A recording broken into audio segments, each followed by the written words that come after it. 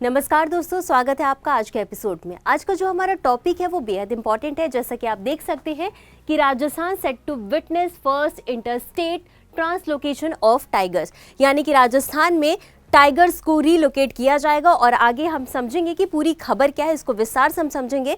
लेकिन आगे बढ़ने से पहले आपको बता दें कि आज का जो हमारा टॉपिक है वो आपके जीएस पेपर 3 एनवायरमेंट से संबंधित है। तो इसी के साथ आगे बढ़ते और सबसे पहले समझ लेंगे हालिया घटनाक्रम क्या है, यानी कि ये खबर में क्यों है।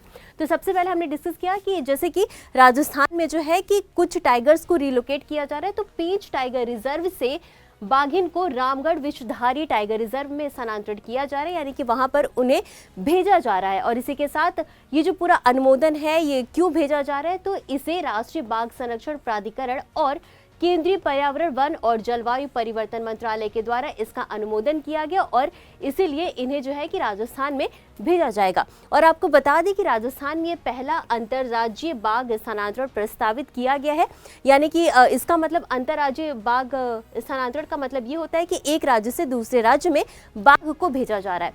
और याद रखिएगा कि ये राजस्थान में पहला है, इसके पहले भी इंटरस्टेट हो चुका है। जैसे कि 2018 में मध्य प्रदेश के कान्हा टाइगर रिजर्व से ओडिशा के सतकोशिया टाइगर रिजर्व में स्थानांतरण किया गया था। तो इतना समझने के बाद तो अब आगे हम समझेंगे कि इसका महत्व क्या है, इसका उद्देश्य क्या है। तो जैसा कि आप देख सकते हैं कि रामगढ़ विषधारी टाइगर रिजर्व में बाघों की आबादी की आनुवंशिक विविधता को मजबूत करना इसका उद्देश्य है। और रामगढ़ विषधारी टाइगर रिजर्व जो है, इसके बारे में हम आगे विस्तार से समझेंगे। और इसी के साथ यहाँ पर अंतः प्रजनन से जुड़ी चुनौतियों का भी समाधान करना है, साथ ही साथ राज्यों के बीच बाघों की आवाजाही को भी बढ़ावा देना है।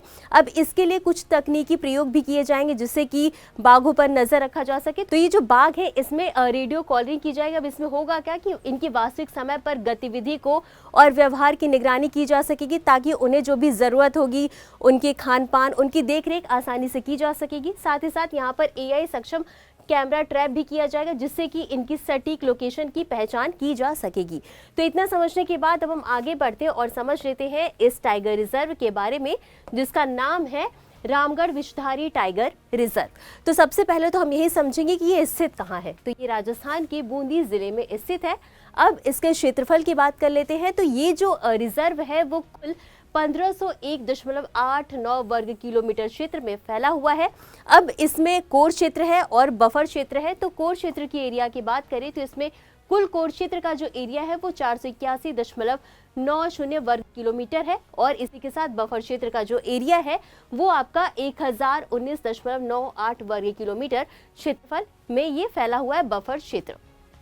और आपको बता दें कि ये उत्तर पूर्व में रणथंभौर टाइगर रिजर्व और दक्षिण में मुकुंदरा हिल्स टाइगर रिजर्व के बीच में गलियारे के रूप में कार्य करता है और ये गलियारा है। इसी के साथ आपको बता दें कि 16 मई 2022 को इसे बाघ अभ्यारण्य के रूप में अधिसूचित किया गया था।